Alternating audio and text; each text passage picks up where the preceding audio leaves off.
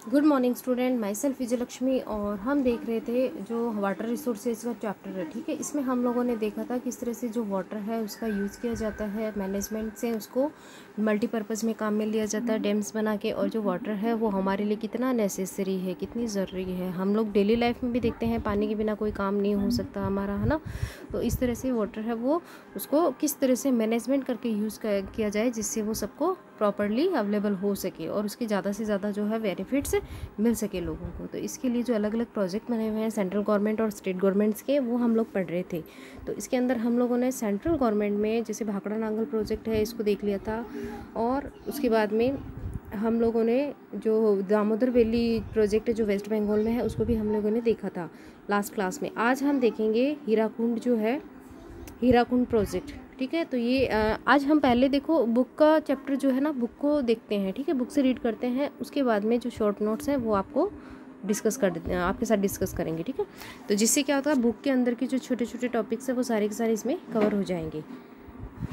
Hirakud project, it is an ambitious project of peninsular India. देखिए peninsular क्या होता है, प्रायद्वीपीय भारत बोलते हैं इसको। जो 3 साइड से वाटर से कवरेज है हमारा जो इंडिया है वो इस तरह से है। यहाँ पे अरेबियन सी है, बे ऑफ बंगाल है, और यहाँ पे जो है वो इंडियन ओशंस है, ठीक है। तो ये जो पेनिसुलर इसको बोलते हैं, समझ गए। तो ये जो पेनिनसुलर जो इंडिया है इसका एम्बिशियस प्रोग्राम है। और ये जो स्टेट गवर्नमेंट है, सॉरी जो सेंट्रल गवर्नमेंट है ना, गवर्नमेंट ऑफ इंडिया, इन्होंने बनाया है, ठीक है। ये सेंट्रल गवर्नमेंट की प्रोजेक्ट है। और ये जो है वो महानदी रिवर पे बनाया गया है, विच इज़ नाउन, ये देखिए बहुत ही इंपॉर्टेंट लाइन है, noun is sorrow of Orissa.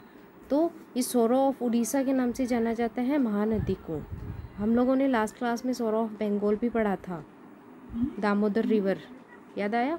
तो ये सौरो ऑफ उड़ीसा है और ये महानदी को बोलते हैं, ठीक है। महानदी और बस्तर जो हिल्स है, बस्तर की जो पहाड़ियाँ हैं छत्तीसगढ़, वहाँ से स्टार्ट होता है एंड फ्लो थ्रू और उड़ीसा में फ्लो करता है। आप जो है इसको थोड़ा सा मैप भी देख लीजिए साथ में, जिससे आपको पता चल जाएगा कि जो बस्तर है वो कहाँ पे है, छत्तीसगढ़ कहाँ पे है, ये हमारे जो स्टेट्स हैं उनके वो कंडीशन लोकेशन कहाँ कहाँ है। इट कोज फ्लड, जिसकी वजह से क्या होता है कि जो मतलब फ्लड आ जाता है area during the monsoon and situation of famines and drought, मतलब बाढ़ की जो स्थिति हो जाती है मानसून के अंदर। तो drought develop during the rest of year, और बाकी जो साल होता है वो पूरा सूखा ही होता है, क्योंकि फिर वो पानी जो होता है वो फ्लो करके और सी में चला जाता है, बे ऑफ बंगाल के अंदर चला जाता है। तो जिस टाइम में मानसून होता है, बारिश आती है, उस टाइम यहाँ पे काफ़ी परेशानियों का सामना करना पड़ता है लोगों को। तो government of India has built, तो गवर्नमेंट जो इंडिया गवर्नमेंट है उन्होंने हीराकुंड डैम बना दिया था 14 किलोमीटर का, upstream from Sambalpur on this, ठीक है, river, so that about state problems can be solve, जिससे क्या बहुत सारी जो प्रॉब्लम्स हैं ना वो सॉल्व की जा सकती है। देखिए फ्लड होता है ना, उसको रोकने के लिए डैम बनाते हैं, पानी जो होता है उसका ओवरफ्लो होता है, उसको एक जगह कलेक्ट कर लिया जाता है, इकट्ठा कर लिया जाता है, और उसके बाद में उसी पानी को, उसी वाटर को अलग अलग पर्पज़ के लिए यूज़ किया जाता है। तो इसके अंदर वाटर फॉर इरिगेशन और ड्रिंकिंग पर्पज़ के लिए यूज़ किया जाने लगा इसको। और ये लाइन बहुत इंपॉर्टेंट है, आप देखना, it is the longest dam है, ये वर्ल्ड का जो है सबसे लंबा डैम है, ऑन द लेंथ जिसकी है 4801 मीटर एंड 61 मीटर्स हाई, इतना ऊंचा है, ठीक है। तो ये longest dam of the world है, हीराकुंड डैम जो है महानदी पे जो बना हुआ है, ठीक है। The water storage lake behind the dams having capacity, ये इसके वाटर की कैपेसिटी है। Beside the dam 2 other dams have been built at, इसके पीछे 2 डैम और बने हुए हैं जिसका नाम है तिक्करपाड़ा एंड नाराज।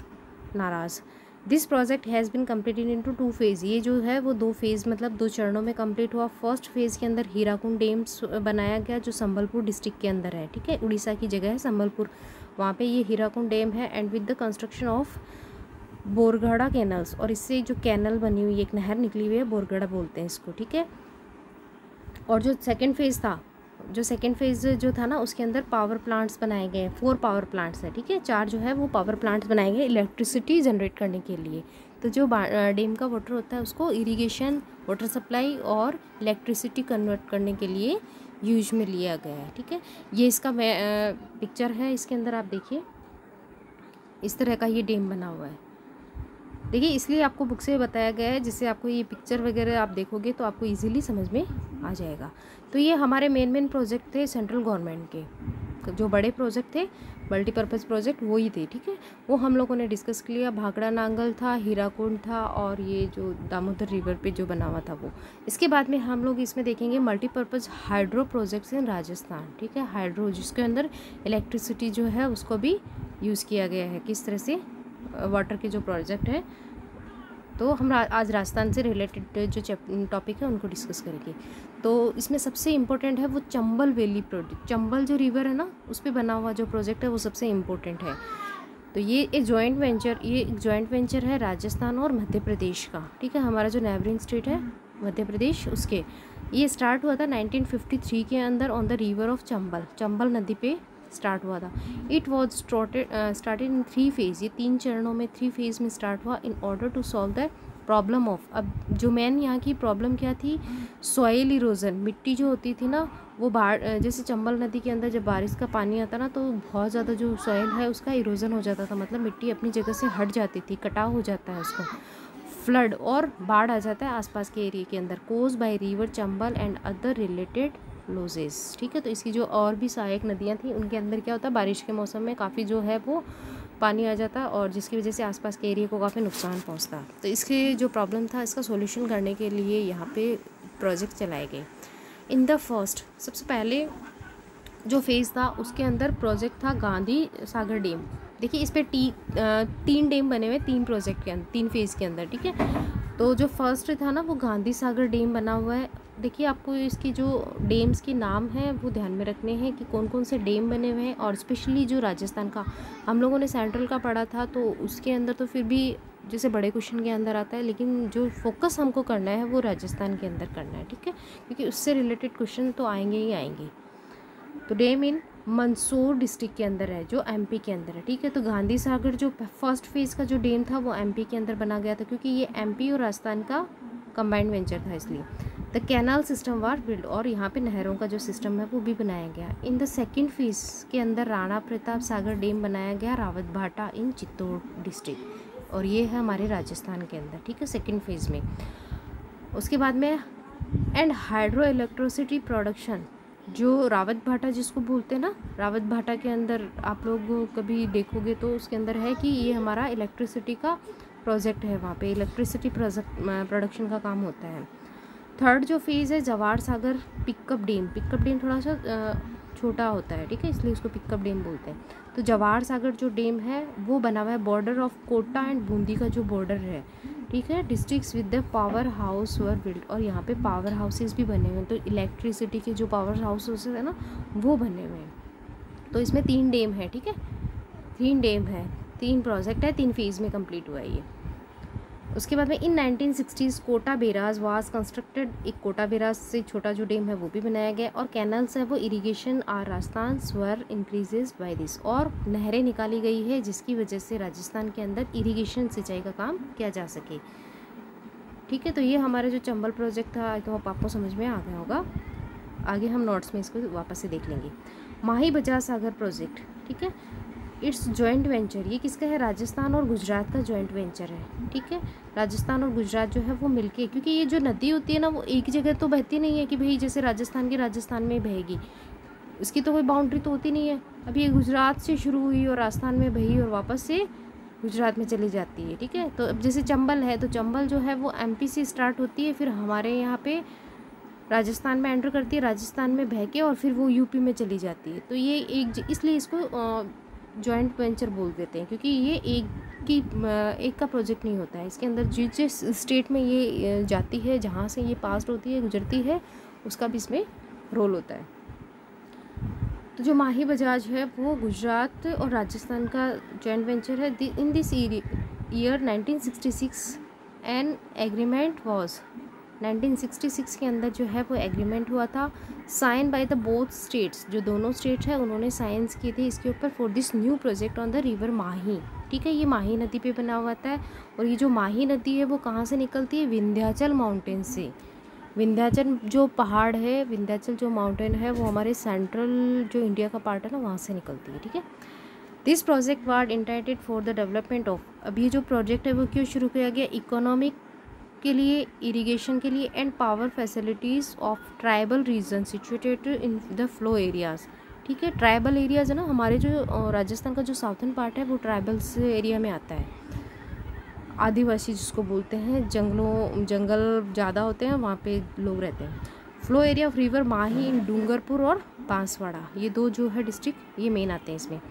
माही Bajaj Sagar dam was built at Borkheda, ठीक है। तो माही बजाज सागर जो डैम है वो कहाँ बनाया गया, बोरखेड़ा और बांसवाड़ा के अंदर, राजस्थान। और इस पे एक डैम बना हुआ है कडाना डैम, जो बना हुआ है गुजरात के अंदर, जो गवर्नमेंट ऑफ गुजरात, ठीक है। हमारे यहाँ पे हमारी गवर्नमेंट ने बनाया है, राजस्थान गवर्नमेंट ने, और इन्होंने गुजरात गवर्नमेंट ने कडाना में बनाया। Aiming to developing the canal system, Kagdi pickup dam was built 500 metre downstream of the main dam and 2 hydro electricity power plant were also built for the development of the power facilities. तो इस पे कागदी pickup जो dam है वो भी बनाया गया है, और जो हाइड्रो इलेक्ट्रिसिटी के जो प्रोजेक्ट है वो भी बनाए गए हैं, ठीक है। तो हर देखो हम लोगों ने जो डैम्स देख लिए, ठीक है। तो जो सारे जो डैम्स होते हैं ना, मेन उनका काम क्या होता है, उनका ये वाटर जो होता है किस लिए यूज़ होता है, एक तो होता है वाटर सप्लाई के अंदर, ठीक है, पानी पीने के लिए, ड्रिंकिंग वाटर, उसके बाद में होता है वो इरिगेशन में काम आता है, सिंचाई में, और उसके बाद में जो है वो जो इलेक्ट्रिसिटी, हाइड्रो इलेक्ट्रिसिटी है, जो बिजली बनाने के लिए काम में लिया जाता है। तो ये इसके मेन प्रोजेक्ट हो गए, मेन उद्देश्य हो गया हर जो बांध बना था उसका।